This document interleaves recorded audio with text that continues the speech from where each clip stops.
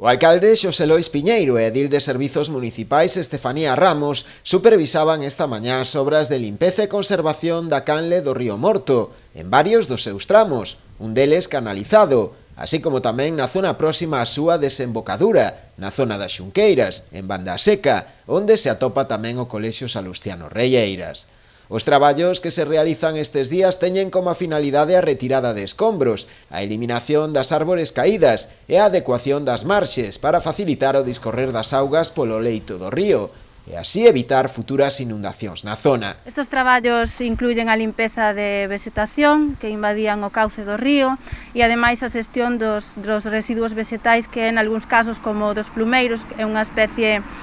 alóctona non propia daqui, hai que xestionalo da maneira adecuada. Hoxe en día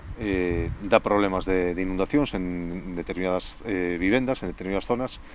e, polo tanto, temos que estar sempre vigilantes de que non se produzcan esas situacións. A obra das xunqueiras, de rexenación das xunqueiras durante uns anos, digamos que puido dar unha tregua, porque abrir as xunqueiras significou ter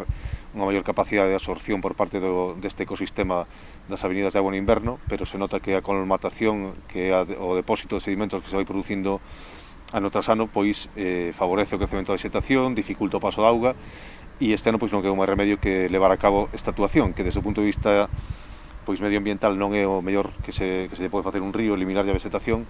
pero neste caso pois hai que poñer por riba o dereito ás persoas a súa seguridade frente aos riscos de inundación. As obras, cun investimento duns 15.000 euros, están a ser realizadas pola empresa Traxa e irán con cargo aos propios orzamentos municipais.